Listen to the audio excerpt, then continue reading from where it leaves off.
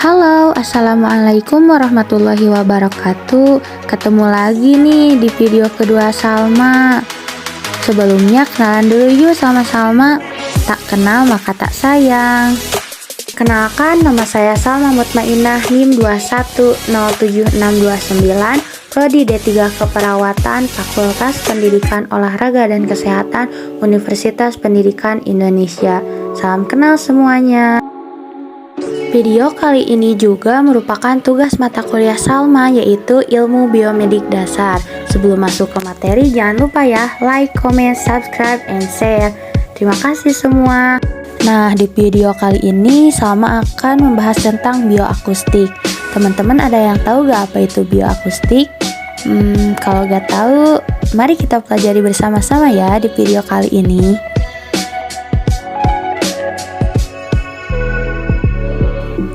Apa sih bioakustik itu? Bioakustik berasal dari dua suku kata. Yang pertama bio yang artinya hidup atau hayat, dan akustik getaran dan bunyi. Bioakustik merupakan ilmu biologi terapan yang mempelajari mengenai karakteristik suara, organ suara, fungsi suara, fisiologi suara, analisis suara, dan manfaat suara pada hewan. Bioakustik adalah suatu perubahan mekanik terhadap zat gas, zat cair, dan padat yang sering menimbulkan gelombang bunyi. Bioakustik membahas bunyi yang berhubungan dengan makhluk hidup, terutama manusia.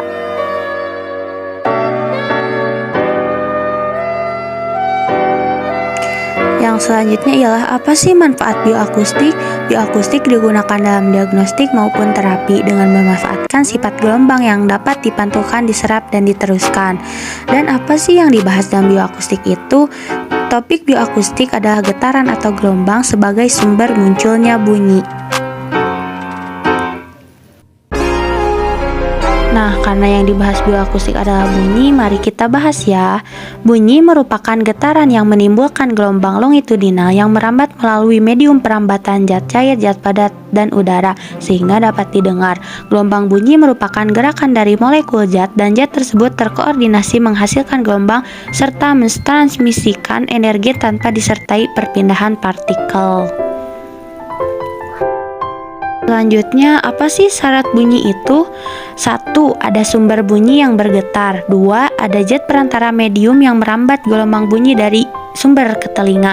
3. Getaran mempunyai frekuensi tertentu 20 Hz sampai 20.000 Hz. 4. Indera pendengaran dalam keadaan baik. Sumber bunyi itu ialah semua benda yang bergetar dan menghasilkan suara merambat melalui medium atau zat perantara sampai ke telinga. Contoh sumber bunyi itu instrumen musik, gerakan pohon, lonceng, dan lain sebagainya. Kemudian pengelompokan bunyi menurut frekuensinya dibagi menjadi 3. Yang pertama, bunyi infrasonik 0 sampai 20 Hz. Infrasonik merupakan bunyi yang tidak dapat didengar telinga manusia. Frekuensi ini biasanya ditimbulkan oleh getaran tanah, gempa bumi, getaran gunung berapi. Yang kedua, bunyi audiosonik 20 sampai 20.000 Hz. Bunyi audio merupakan bunyi yang dapat didengar manusia. Audio frekuensi berhubungan dengan nilai ambang pendengaran. Yang ketiga, bunyi ultrasonik di atas 20.000 Hz. Ultrasonik merupakan bunyi yang tidak dapat didengar telinga manusia.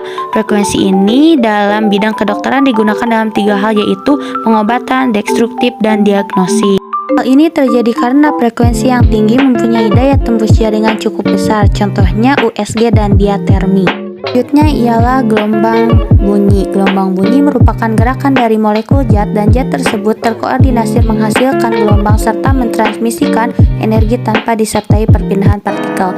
Sifat gelombang bunyi yang pertama, gelombang bunyi mempunyai sifat memantul, diteruskan, dan diserap benda. 2. Apabila gelombang suara mengenai tubuh manusia atau dinding, maka bagian dari gelombang akan dipantulkan dan bagian lain akan diteruskan ke dalam tubuh. 3. Penyerapan energi bunyi ini akan mengakibatkan berkurangnya amplitudo. Kecepatan gelombang bunyi timbul akibat terjadi perubahan mekanik pada zat padat, zat cair, dan gas yang merambat ke depan dengan kecepatan tertentu. Gelombang bunyi ini menjalar secara longitudinal. Semakin keras medium zat, maka semakin cepat gelombang bunyi merambat karena medium zat yang padat sehingga lebih responsif terhadap gerak partikel lainnya.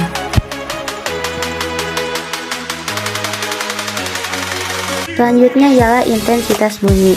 Intensitas bunyi yang mampu didengar manusia mempunyai intensitas 10 sampai 12 watt per meter persegi. Intensitas ambang pendengaran sampai dengan 1 watt meter persegi intensitas ambang perasaan. Contoh, pendengaran bunyi yang terlalu keras tentunya telinga akan terasa sakit. Yang selanjutnya ialah aplikasi gelombang bunyi pada kesehatan. 1. Alat pendengaran. Telinga merupakan alat penerima gelombang suara atau udara, kemudian diubah menjadi sinyal listrik dan diteruskan ke korteks pendengaran melalui saraf pendengaran. Telinga mempunyai reseptor khusus untuk mengenali getaran bunyi dan untuk keseimbangan.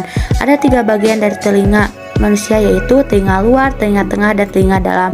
Telinga luar berfungsi menangkap getaran bunyi. Telinga tengah merupakan getaran dari telinga luar ke telinga dalam. Reseptor yang ada pada telinga dalam akan menerima rangsang bunyi dan mengirimnya berupa impuls ke otak untuk diolah. Proses pengolahan suara oleh telinga. 1. Telinga luar. Aurikel atau daun telinga mengumpulkan gelombang suara untuk diteruskan ke liang telinga. Meatus acousticus externus atau liang telinga luar yang areanya lebih sempit akan meningkatkan intensitas suara dan diteruskan menuju telinga tengah. Membran timpani atau gendang telinga sebagai pembatas telinga luar dan telinga tengah digetarkan dan menguatkan suara. Itu adalah pada telinga tengah. Tulang pendengaran malleus, incus, dan stapes menguatkan suara dengan mekanisme gaya ungkit dan melanjutkannya menuju pembatas telinga dalam foramen ovale. Efek dari gaya ungkit tulang pendengaran terhadap getarannya suara adalah 1,3 kali. Tulang pendengaran bawah dari membran timpani seluas 51 mm persegi dan berakhir pada foramen oval dengan luas kira-kira 3 mm persegi. 3 adalah telinga dalam, koklea atau rumah siput, dan ductus semisirkularis atau saluran 1/2 lingkaran.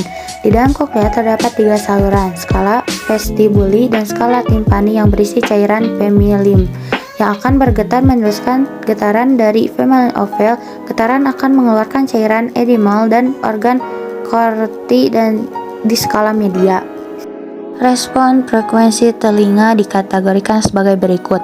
Pada frekuensi rendah, telinga sangat tidak sensitif. Frekuensi 20 Hz membutuhkan intensitas suara kira-kira 1 W/m persegi.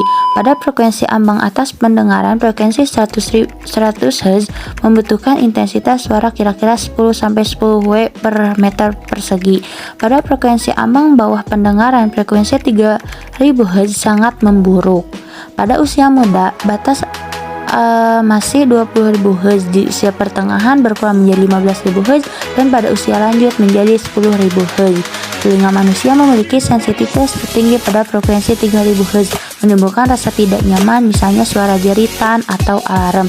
Penyebab dari kondisi tersebut adalah koklea adalah tabung dengan panjang 2,5 cm yang tertutup di salah satu ujung.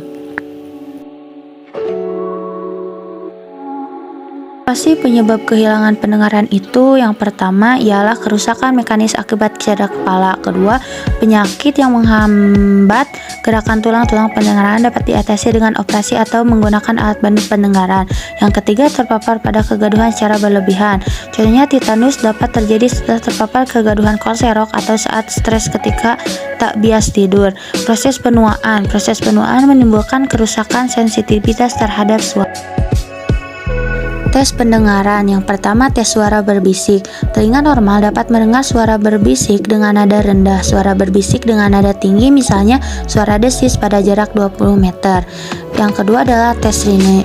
Tes ini membandingkan antara konduksi tulang dan udara. Garputala digerakkan kemudian diletakkan pada prosesus mastoid setelah tidak mendengarkan getaran lagi. Garputala dipindahkan di depan liang telinga. Tanyakan penderita apakah masih mendengarnya. Jika normal, kondisi udara 85-90 detik, kondisi melalui tulang 45 detik. Yang ketiga, tes Weber. Garputala diletakkan kemudian diletakkan pada dahi atau puncak dahi. Pada penderita tuli, konduksi akan terdengar baik terang atau baik pada telinga yang sakit. Pada penderita tuli, persepsi getaran Garputala terdengar terang pada telinga normal.